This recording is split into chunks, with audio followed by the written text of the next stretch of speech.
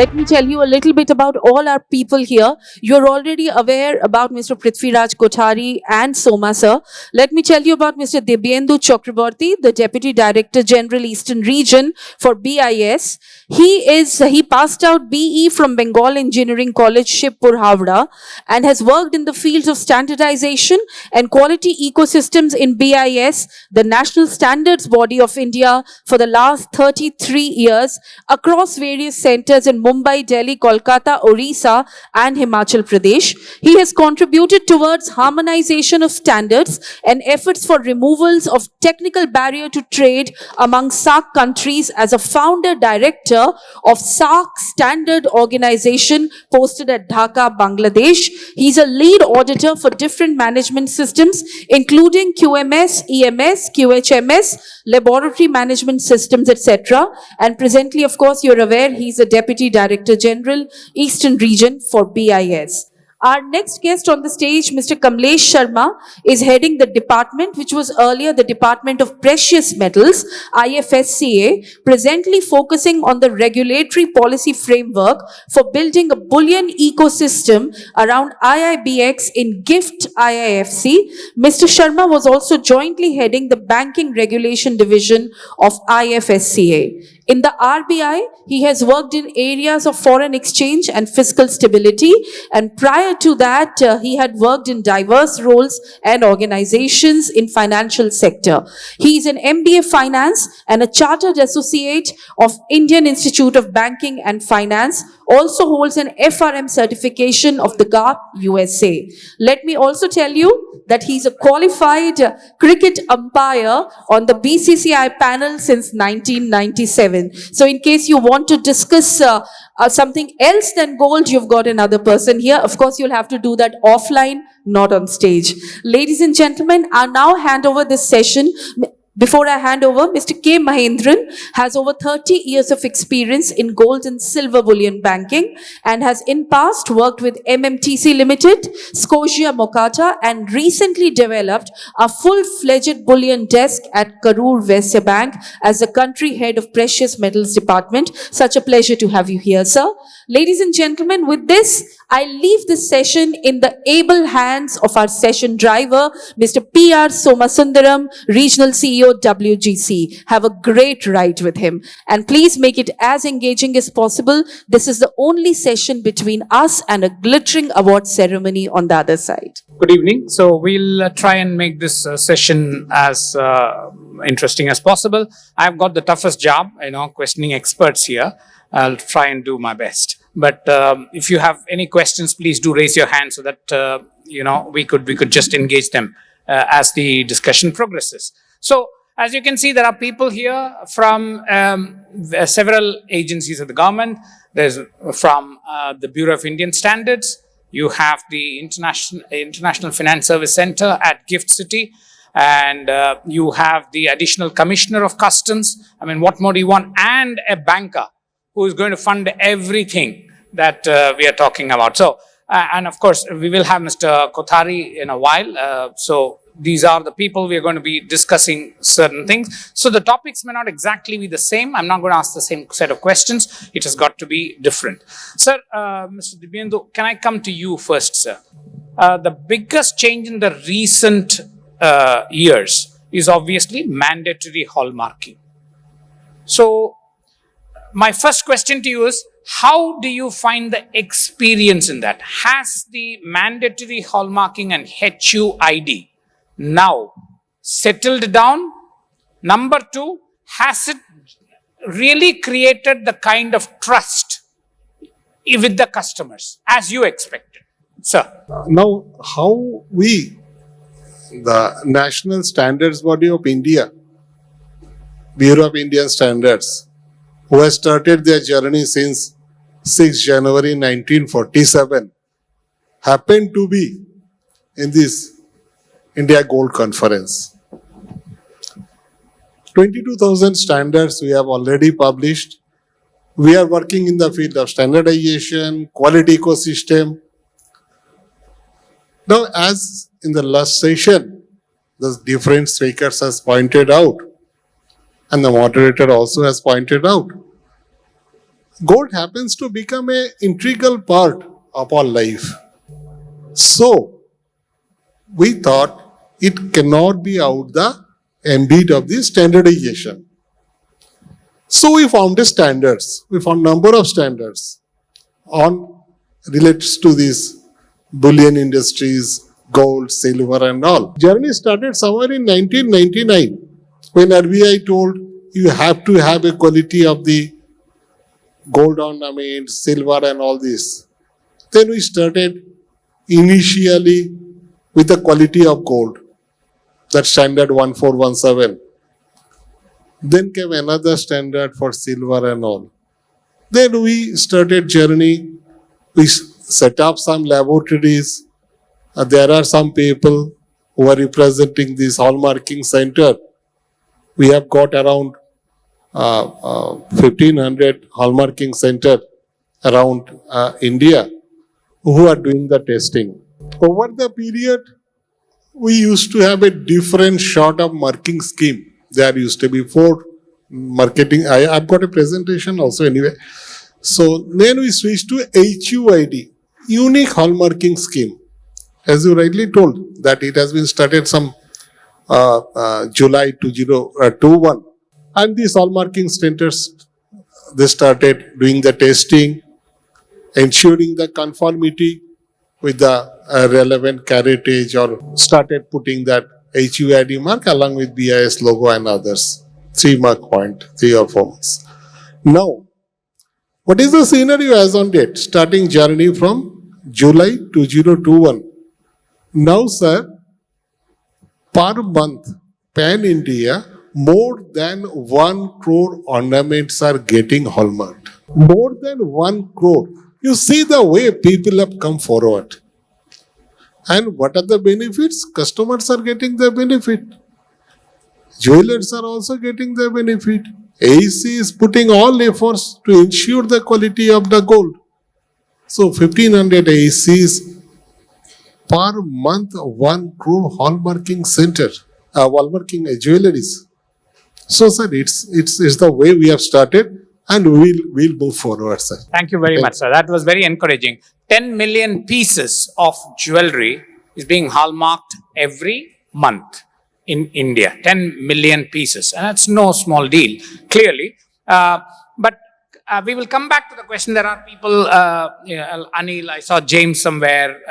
So I will come back to you also. But we will leave this for the time being. Because what I need to establish is clearly HUID is one of the best innovations you could ever see from a regulator.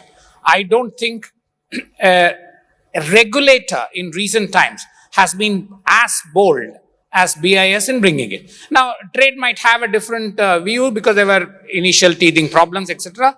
But if you really honestly step back and think about it, HUID is one of the most innovative, bold reforms ever taken by a regulator in recent times. That is clear. Are we leveraging it enough is the question. Are we taking it abroad? Are we making sure that trust, which Shakila spoke about even on the bar, are we bringing it into jewelry? Are we giving a platform? Those are questions we'll come back. Okay. Now, I will come back to you, Mr. Kale. Obviously, you saw gold means discussions on taxes. I mean, it's been very difficult for us to pull the industry away from tax discussions to anything at all. But I think we have managed over the last few years. So coming back to that, and customs plays a very important role in that. And with the exchange now coming through, there is going to be much more focus on this. My question to you, sir, again, open for whatever else you want to add. My question to you will be, do you think between one port and the other, we all often hear that there are, how do I put it, there are differences in practices and efficiencies which make people go to one rather than the other, which also leads to its own problems, and you know that. So, how do you see this particular aspect? Why does this happen? After all, bullion is a standard product. So, your thoughts on this and anything else of relevance to us, sir? The customs department is generally being looked upon as an enforcement agency. but we are more of a facilitator than an enforcement agency.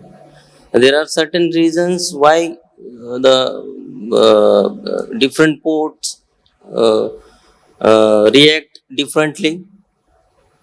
One of the reasons is that there are certain unscrupulous elements. They try to take advantage of the notifications, various schemes, and because of them, the genuine trade is suffering. Ultimately, they are doing damage to the genuine participants of the trade, and for this reason, the customs has been tough at times. But of late, we are trying to coordinate with various locations, and through coordination, we are trying to resolve the issues. For example, we are now working on WhatsApp groups. We are forming what WhatsApp groups consisting of various port authorities, custom authorities, and we constantly get engaged, and we have dialogue, and we try to get resolve the issues.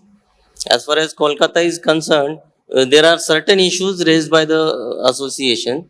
So we are looking into there are certain bottlenecks because there are multiple agencies who are looking after this.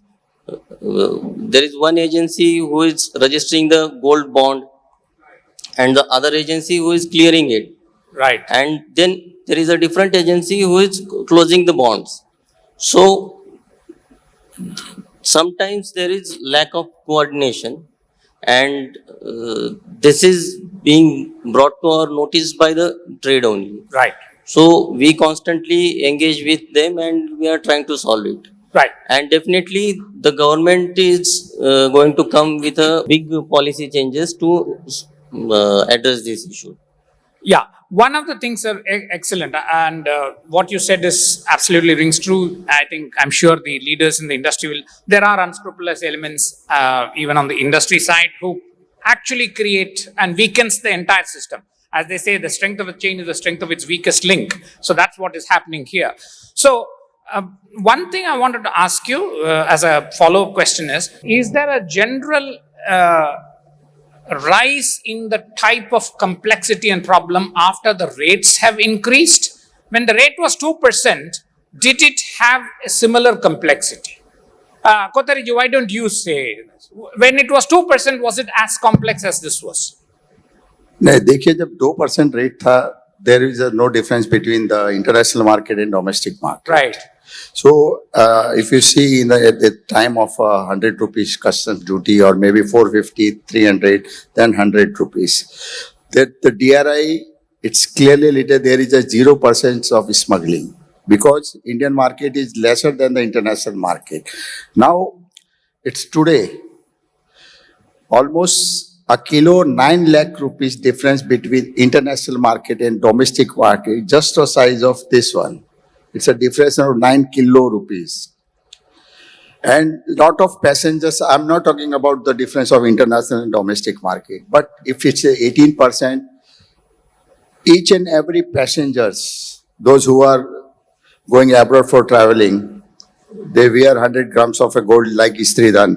As the income tax department say, 100 grams of gold of any lady like bangles, Mangal Sutra, and they easily earn 50 to 60,000 rupees. So if you just calculate the every day, it's almost 10,000 job or tourists are coming up and down from abroad to India. So if you calculate the 100 to 200 tons of gold coming like that, and it's a World Gold Council also, the report is there. Initially, when the custom duty or 4% or 6%, the neighbor country business is almost the UAE, Dubai business is almost 100 tons of a gold. Now today, it's almost crossed 400 to 500 tons of gold business. And neighbor country like Bangladesh, There is also the difference of a huge custom duty. Then after the Myanmar border is there also, the huge quantity of goods coming from there. So it's very difficult to survive at this time. We refiners is here, we bullion traders is here, banks is here.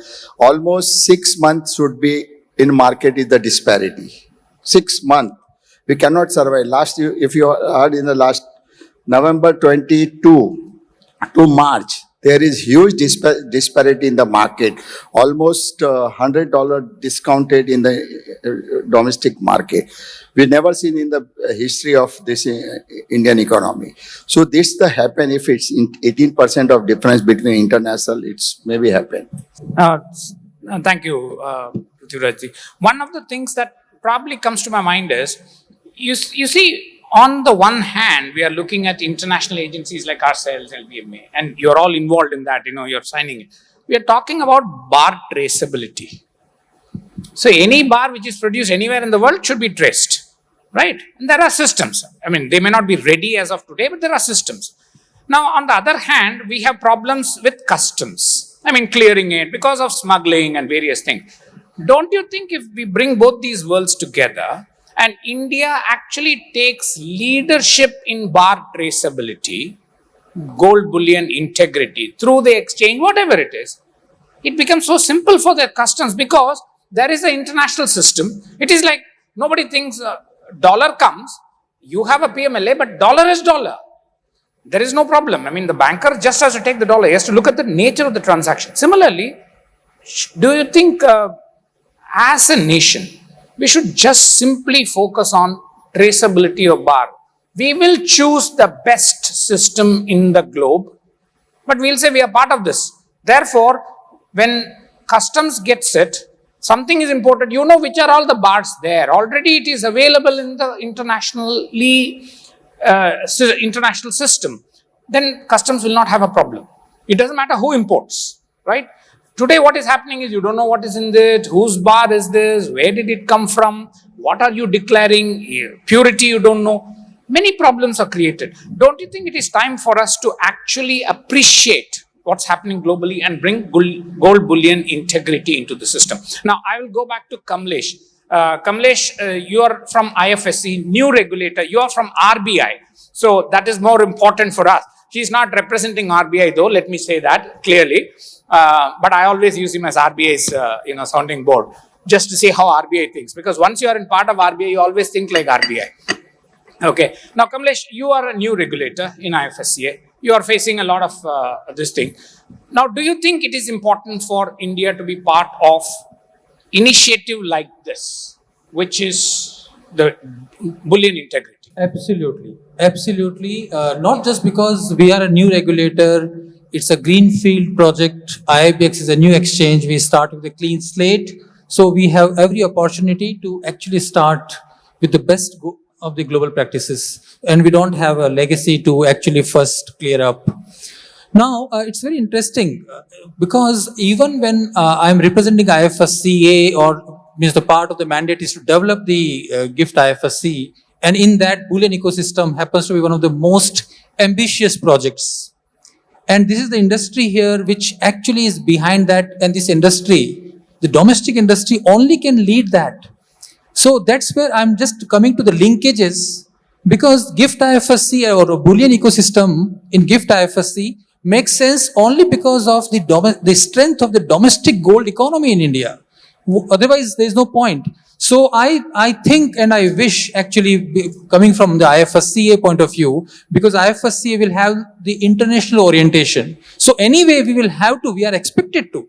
Means that is a bare minimum which we'll be setting up for, that we have to meet the international standards, the way the movement is towards the responsible sourcing and all. I think it is for the domestic side actually to embrace that, and the quicker they do it, it becomes easier for GIFT IFSC. Because I believe even if this offshore center within India, even these boundaries now, the domestic market or the domestic industry has to also actually, it also will be looking to come up to the best of the standards. So I believe that is the way to go. Not maybe the point you were making as one of the benefits of this, that how the customs processes can be eased off. I think that is just but a minor piece. But this whole initiative, if there is some sort of an intent, and we can work out the cost associated with that. But I am very sure, even without getting into the calculations, that in terms of the long-term benefits and the direction for the industry, and the kind of ambition which we have set ourselves for, that we want to be recognized on the global high table because of our status as a major consuming center, then I think this is where we will have to start with. Means from that point of view, at least on that, means I would wish that this starts tomorrow, because IIPX has the processes ready. It makes it that much simpler for the authorities to implement it. If IBX becomes that one exclusive channel for all imports into India, and you bring this system, I think, and then the customs processes, the ICE gate, all integrated with the IBX systems, all the water infrastructure on IBX system, you already have the BTR congruence with the physical bars and all the vaults. I think you can have the solution. I think that's a very, very interesting proposition, that we have created the infrastructure, we have created technology. I'm sure we will hear Ashok Gautam from International Bullion Exchange in our discussions. I think not to leverage it now and put all the problems as if it is on customs is also not correct.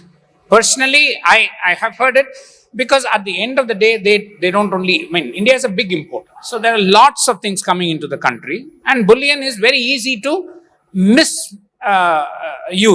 Therefore, controls have to be more. And because controls are more, they become complex. And because they are complex, it leads to irregular practices. And so it is not possible to just put the blame on one agency. I think it is important for the government and for association like yourself to take some bold decisions about this thing. What do you say, sir? I'll come to Mahendran in a minute. देखिए, आपने जैसा कहा था कि बार के numbers और ये सब होते हैं, बहुत मिसमैच होता है. If you see the history of from 1997, when the OGL started, initially it's come TT bar, after that it's come kilo bar.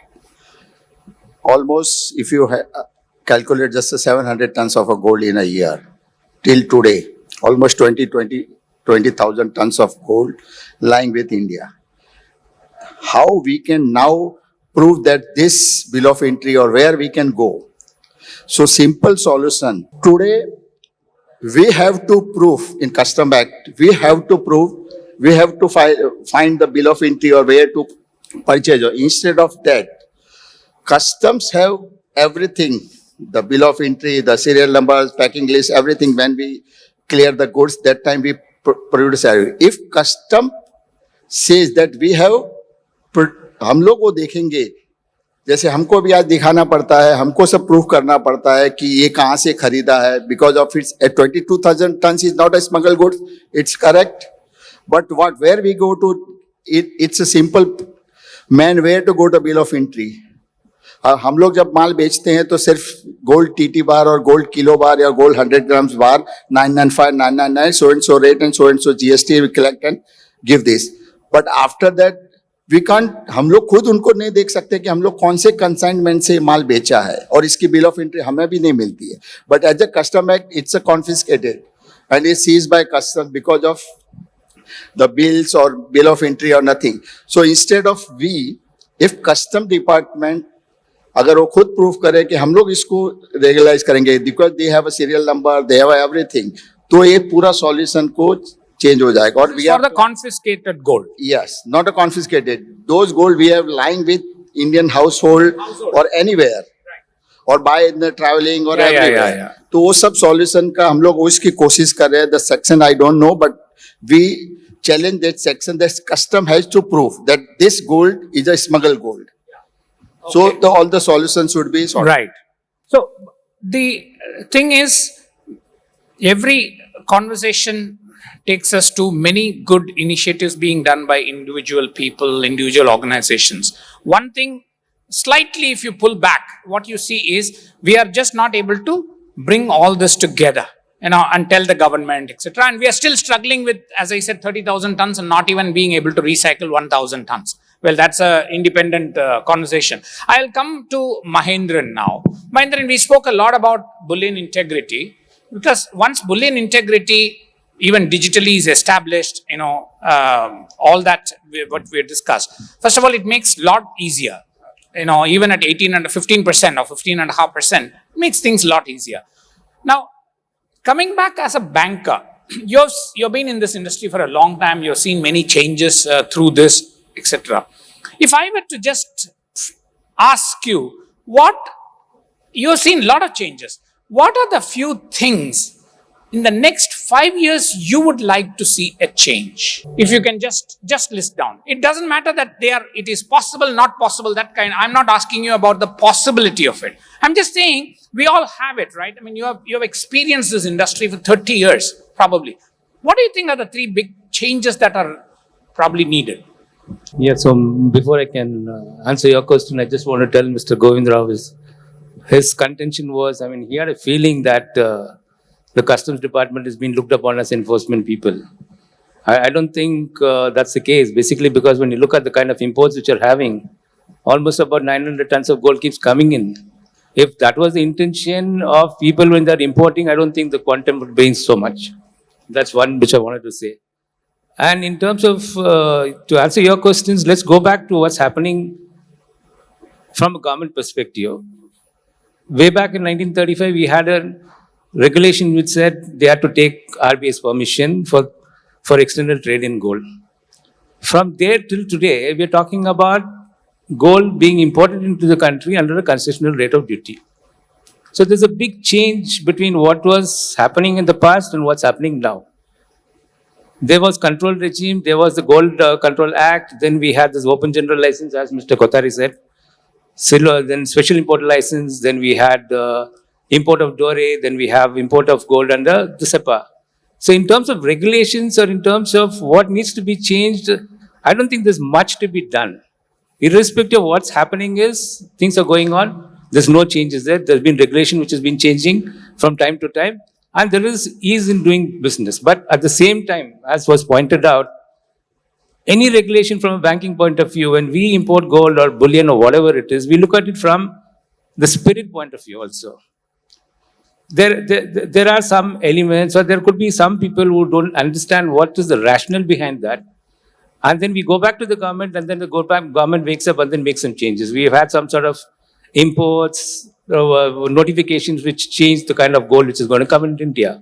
So, from my perspective, there's not much in terms of things which needs to be changed. In terms of ease in doing business, that's where we need to have a better understanding, a better participation from the industry to look at what the government needs and make it much more easier for the flow of bullion into the country. No, thanks very much. Although I take your point that there's not much needs to be changed, but I think talking to people, definitely, changes are required. They have made a lot of changes. I agree with you. They made a lot of changes. But today, if you really see, the biggest problem that we face as a country is that we always take 1 step forward and 2 steps back. In a sense, I mean, the impression I'm talking about. You had an initiative like International Bullion Exchange, but we will only go that far and not make it the only way to import. I'm not saying it'll affect bankers' things. And then RBI will say banks cannot afford. I'm not making this only a conversation about the International Bullion Exchange. I'm saying we will only go that far, and then suddenly we would want to deal like a free market. We are not a free market. Gold is a forced market. Why don't we force things? In the initial phase, any child will first cry to go to the school. You got to take it to the school 3 days. 4th day onwards, it will not want to be at home. It's the same thing. But we don't want to do that. Suddenly we have left it open. Now we have got 1% FTA coming through something, and then confuse it with the exchange. Now, neither is IIBX a success, nor is the OTC a success. We'll continue to live with the problem and start asking ourselves. At least hallmarking worked, but even in hallmarking, if you see, we just said HUID, and then we said it's only 256 districts, then we said another 80 districts. We still haven't really made it mandatory. Am I right, sir? It is not fully mandatory. Now, why are we not taking that decision? Again, I can tell you the districts which are left out, personally, sir, I think there are experts, maybe they don't matter. But the fact is, it shows that in governance terms, we are unwilling to take that last mile decision. We are somewhere scared along that time. And the same thing applies in every decision making of reform. In this industry I'm talking about, I mean, we have done fantastic in many things. That last mile will never fill it up. We'll leave that small gap. Okay. Titanic went down because there was a small gap in one of the, the nails. We all know that. It is exactly that in our case. And we see that, we can see that in hallmarking, we can see that in IIBX, we can see that in EGR, we can see that in what a good delivery. You name it, you will have it. Now, the question before you all, I'm just saying again, I'll start with Kothari. Why is this happening? Is this vested interests which are making it happen that way? Or is it the lack of what I would say, conviction that we can play a big role in the market? Aapko kya lagta hai, sir? Namaskar. It's a very relevant question as on time. Because it's a fact that we are yet to make all the districts mandatory. Phase-wise, we are making initially 256, then 80, then again 52. Like this, we are moving forward. The fact also remains there are districts like in Northeast, which will be coming maybe in a later stage. There are districts in my region, I can tell, Jharkhand, Odisha, they are coming up because hallmarking centers are getting set up there and they are coming up. We are also working with the state governments to take initiative for setting up the hallmarking center because that's a requisite for making the district mandatory. So we are working since July 2021, 2 years. We made a lot of progress and some progress is still left out. But simultaneously, we also entered into the certification of refineries. Already 44 refineries has been certified by us who are making 999 and 995 these billions. So again, another is under process certification of bullions. So things are taking their shape. We are moving and we have got a belief that we can make it within a very short time. State governments are already coming up in Sikkim. I had a lot of meetings. They are also coming up in Mizoram. I had a meeting. They are coming up. People are coming up. So sure. That gap will be minimized. May not be at the end point we could reach, but definitely. No, we'll be closer to the target. It was not meant to be a criticism, sir. We never criticize that's government. What I'm telling. We will be closer to the target. Yeah, what I'm trying to say is I'm seeing a pattern, even gold monetization. We all work together. We had a beautiful scheme, but we just leave 2-3 gaps. We just don't want to make it clear that income tax issues will not arise for you. PMLA issues will not arise for you. We just don't want to do that. Because of which, we are having one scheme after the other. It's not picking up because we know the biggest worry is always going to be on the mind of a consumer, the income tax issue. Unwittingly will I get into a trouble with the income tax authorities? Nobody wants that. We just don't want to clear that. That is so I'm looking at a pattern, not as a criticism. We are not filling the gap. We are not closing the circle in reforms. Our study shows that in my region, that we have taken sample from those districts which are not under mandatory certifications. There are jewelers who has got registered with us. Pan India, we have got around 1,65,000 jewelers registered with us. And in Jharkhand, Odisha and all this Chhattisgarh, there are districts which are not under mandatory, but they are jewelers. They are selling the hallmark jewelry and they are registered with us. Okay. That's a good thing. Things are moving. That's Sir, I will come to you last because I'm on another topic. I want to also understand, have you started receiving complaints about HUID. Based on HUID, have you received complaints? What's the experience? I'll come to that last, because this trend of the conversation now is, sir, why do you think our reforms are always one step behind the finality? The association and always be welcome to the BIS and hallmarking and HUID. And we are, thanks to government that they started the compulsory hallmarking for district. Yes. Still lot of districts are pending, but it's lack of some awareness in a like tier 5, tier 6 cities. Still there is a lack of awareness. But in the city side, yeah, tier 1, tier 2 city, they are all selling in the hallmarking with the HUID. And now people are, everything know by now every shop's having the HUID name. I am very happy, but slowly, now it's a slowly from tier 5, tier 6. India is the very biggest, 150 crores is the population. And if you go in the small villages, it can't possible. It's not an easy job for them also. So I think in a couple of years or maybe 3-4 years, in India, it should be the 100% mandatory hallmarking HUID. And we are all, every association, it's a welcome. Yeah. So I think that's the power of this industry, because every person have their hard money. They have to give the same purity. Now we competed with the international market also.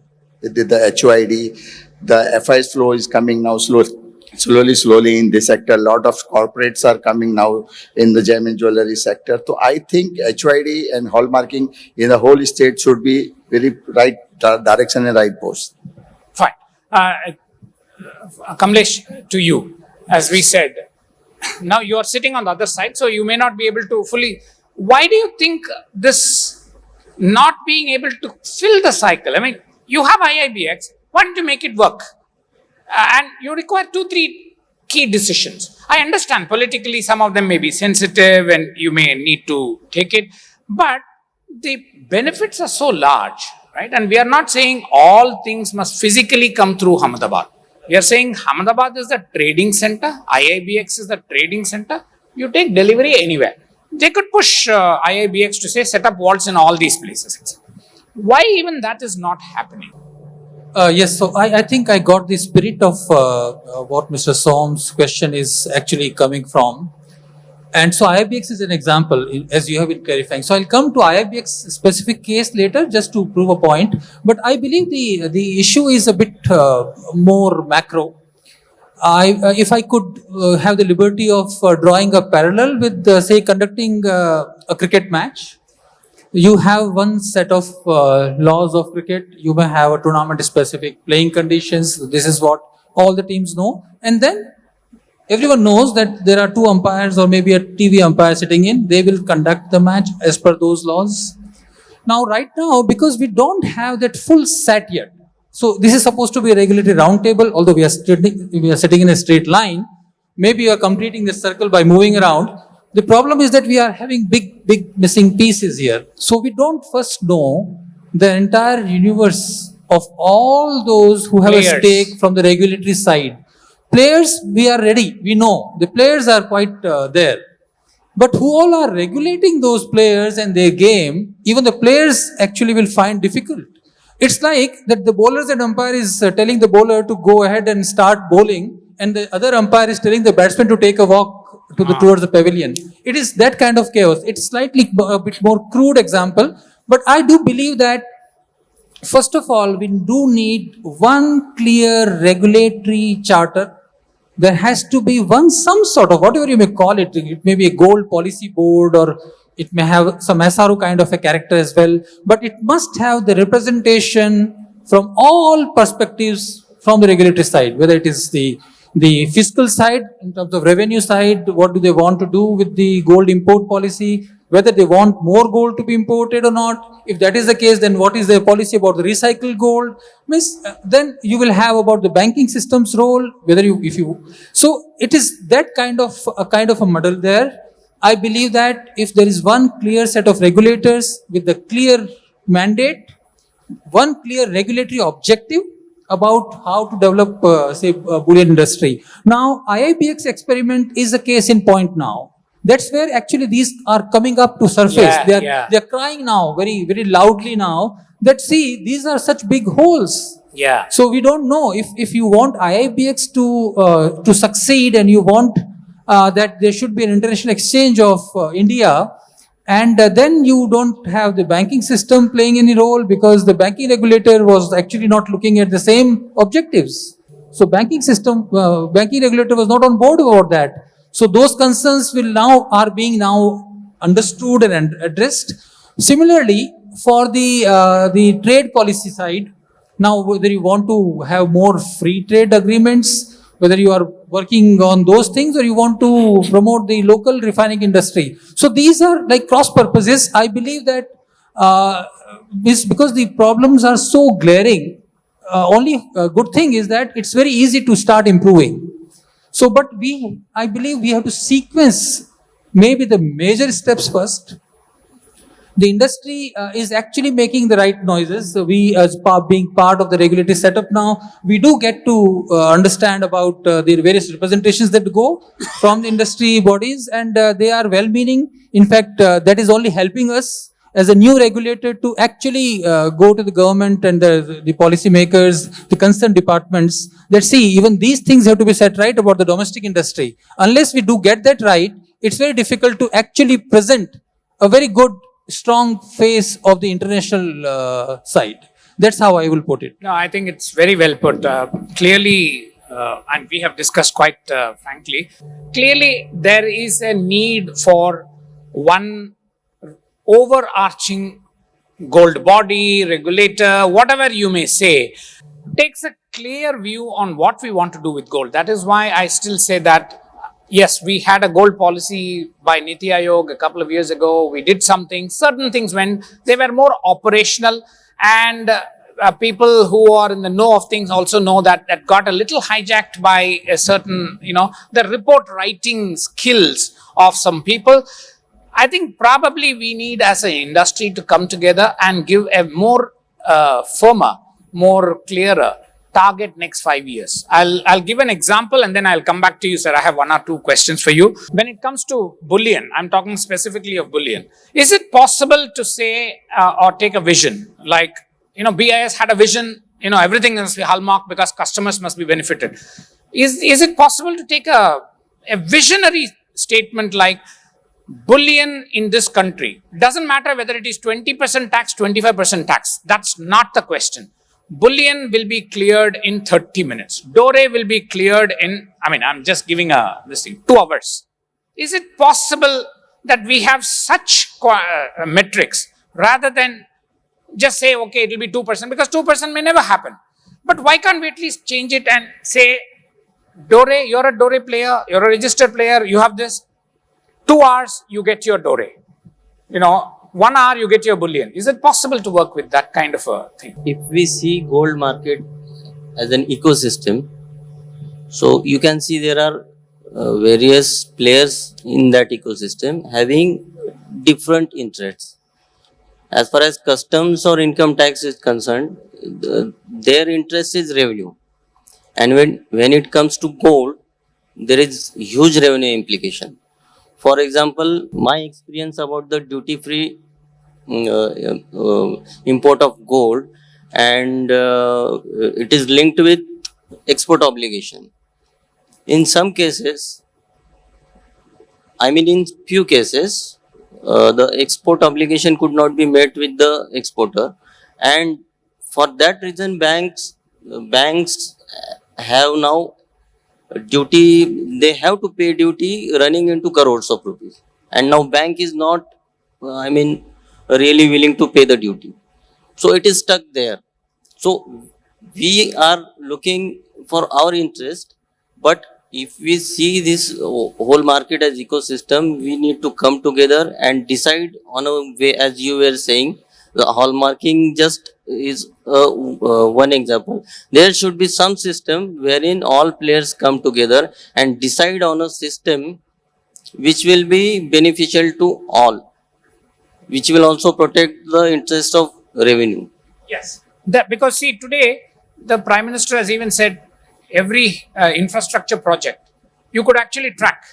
If you're a keen observer, you could say that this bridge, when was it started, when it is, they made it public. Now, that kind of metric should come in, obviously, I'm talking specifically about bullion. It should come probably in customs as well. Where is the consignment stuck? How long is it? It should be open to people to Sir, see. actually, the ease of doing business will come through the way of doing business. Yeah. So, if we improve on our processes, business processes, Yes. it will definitely translate into government changing their processes also. Yeah. Yes. So, there is a need for coordination between both. If business is going too fast as compared to the government policies and processes, then there will be definitely clash of interests. Yeah, I think it's again something which the industry has to take it up. Now, the point I was trying to make that you see next 5 years, if you really look at it, rupee will be maybe free floating. What does it do to gold in India? It's important to note. Clearly, we're already having a lot of rupee payment agreements, and rupee is almost fully convertible. Not quite yet there. I mean, I don't want to make some politically sensitive statement, but 5 years, we can assume things will change dramatically, maybe 5 to 10 years. So what does it do to the bullion industry? Therefore, what are the things that we should probably be prepared now? The government no longer talks about 2030, they talk about 2047 advanced country, right? I mean, whereas we as an industry, we are still talking about 1998 cases. Okay, so I think there's a slight change that we need to bring about it. Now, I will come to Mahendran. Mahendran, what has RBI's, as a banker, has RBI's views on gold and gold handling, has it changed or is it still being looked upon? It's kind of a rhetorical question, but I would like you to answer that. Yeah, so I just wanted to touch upon 2 points which you mentioned. One is about IABX. And Mr. Kamlesh is here. He's got a very holistic view of the regulatory point of view and from the government's perspective. Now, when you're talking about IABX, we were all very happy and proud of the fact that there's an international exchange going to be here in India. But when you look at it, what are we trying to do with IABX? We are looking at it from another avenue of importing gold into India. We're not talking about that being an exchange to be a market maker. The export of gold from India is still open. So there are so many areas like that which needs to be set right. So it's not that IBX is not going to be successful. All the banks, everyone in India want to do. We're always keep boasting about the fact that we're the second largest importer of gold. And what are we doing about it? It's just coming in. Now, to add to what Mr. Govindrao said, that he was talking about from a customs perspective of revenue. Yes, custom duty is 9%, 15%, 14%. It keeps on, from their perspective, is the amount of money which is coming by way of revenue. But that's not the only perspective of the government. The government's perspective is totally different. It wants to conserve foreign exchange. It wants to curtail black money. It wants to make another avenue for investment instead of money going into the gold side for an unproductive investment. So their objective is totally different. So coming back to your point of saying, like, how does this industry thrive? There are too many stakeholders. Each one has got a different perspective. If you ask me, in the case of what's happening now, we have some concessional rate of duties in terms of import of dore. Out of the 800 odd tons of gold which is coming in, almost about 2/3 to 1/3 of it is by way of dore. That's another way of looking at it. We have got this free trade agreements across various countries. And now, instead of the regular route of what was happening earlier, we have almost about another 1/3 of coming in through some agreements which we have done with the trade countries. There are so many things happening in so many different areas. But one central authority, it says, holistically says, okay, this is the spectrum of the bullion industry. This is what is to be done to make India a truly international player. That's what's required. Thank you. Thank you very much. So you have actually said it right. So your point is, you drew everything. Say, let's have one overarching body, committee, standing committee, sitting committee, whatever it is, which actually drives the policy. That's your thing. So I think there are two government people. I must close it now. Sir, what would you like the industry to do? Just anything which comes to top of your mind. Kind of an advice to the industry, kind of a suggestion to the industry. What comes to your mind? Sir, the first thing comes to my mind is that कि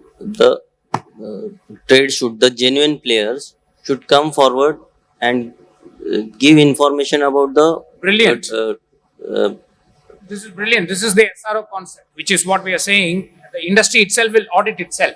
If somebody is cloning me, because ultimately I will find him first. Absolutely great point, sir. because ultimately it is damaging the Industry. industry only. And the they good should players. and you as an industry very well know who is doing what. I think that's very, very good point. This is what we have a self-regulatory organization. We're talking to the industry. Kamlesh, one advice, suggestion, comment, anything to the industry.